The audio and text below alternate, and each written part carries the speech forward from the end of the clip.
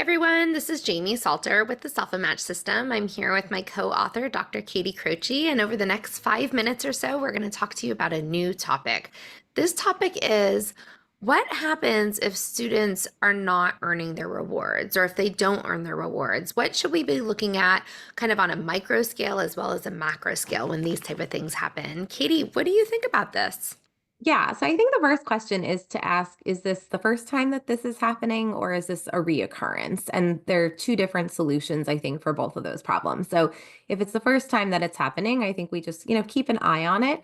But also, if they are not disappointed when they don't earn their reward that first time, that should be something that we keep in the back of our mind because that could potentially be a red flag that maybe they're not as motivated by the things that we have available to them that they could earn.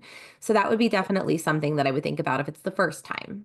Yeah, and Katie, going along with that disappointment, sometimes I look even closer at like, did they already earn that reward at a different time throughout the day? And is that why they're not disappointed? I had more than one time where a student was earning to read as his reward or her reward, but anytime he finished his work early, he was also able to read. So he wasn't disappointed if he didn't earn reading on his self-and-match reward because he was getting it other times throughout the day. And that's such a good critical piece because if they're not disappointed that they don't earn their reward, it doesn't necessarily mean that we've tapped into their motivation about what it is that they're working for. If we're stuck on like what do they want to work for or what do they want to earn or what are they motivated about? What tips do you have for us on that?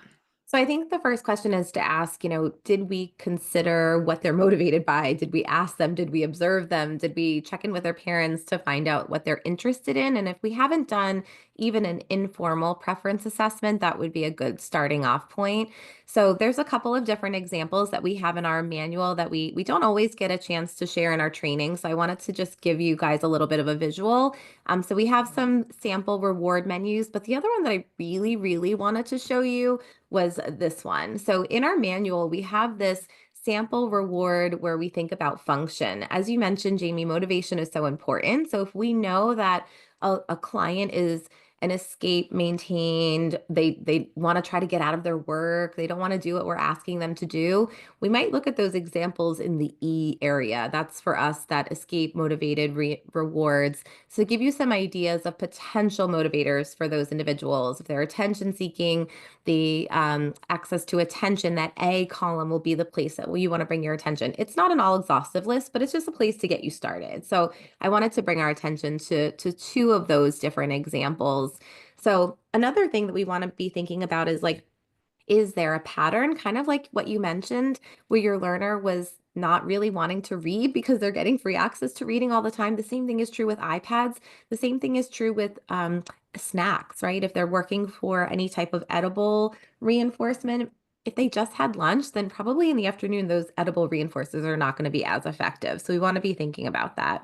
And I do But know that some school districts and some organizations try to steer clear of edible reinforcements together, and that's perfectly fine. There are some times and places where they are used, but oh, absolutely, you don't want to offer that right after lunch if they're not going to be hungry or whatnot. You've had some really creative ways of avoiding that satiation, avoiding that kind of like going to the same reward all the time. And I love that you put some of those up on screen when you showed, hey, maybe your morning reward is always different than your afternoon, or maybe your Monday reward is always different than your Tuesday. Do you have, can you also talk us through that time where you like crossed off the rewards throughout the day?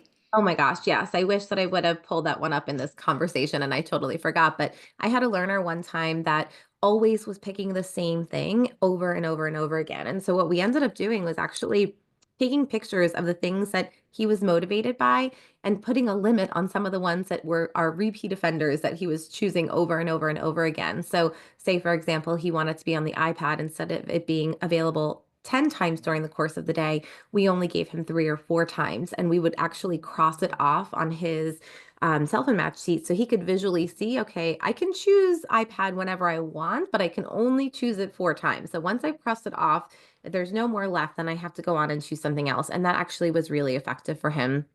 And And Katie, you brought up the iPad and the computer twice now in our 4 minutes. And it reminds me of something else you like to point out, which is iPad or computer can be a really reinforcing time, but only if you do it right. What are some of the missteps that might make it not as motivating for a student?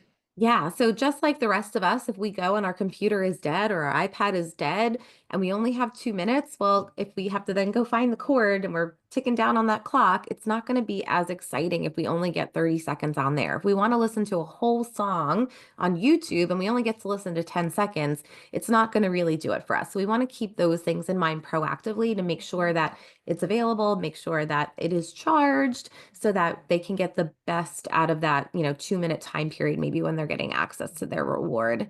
One other thing that I wanted to mention is that it doesn't have to be an all or nothing. And so this is something we talk about in our trainings too. There are some times where we might have a situation where the learner has a kind of a criteria, a tiered level of reinforcement that's available for them. So if they earn a certain percentage of points, like for example, on this one that I'll show with you here, if they have an outstanding day, they get access to X reinforcers. And if they have a good day, it's a different tier.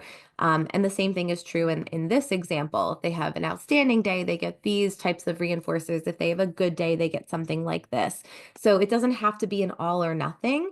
The other thing that I really like to point out too is that it could be staggered, right? So maybe this is what they can earn on a day-to-day basis. However, they might have a big reward that they could be working for simultaneously. So you have kind of your daily reward that kind of helps keep you moving, but also maybe a bigger reward that if you get like 1,000 points by the end of the week, you can get something else. So we want to make sure we're keeping that in mind. And then Jamie, I'd love you to talk about one last thing before we send everybody on their way, which is this. Yeah, so sometimes the question comes up of like what happens if they don't earn a reward? And I would say if they don't earn a reward, you need to kind of be the detective of what we need to do. Do we want to complete a reflection sheet? Do we want to do a 4-part apology where you maybe use a book teaching a student what an apology is?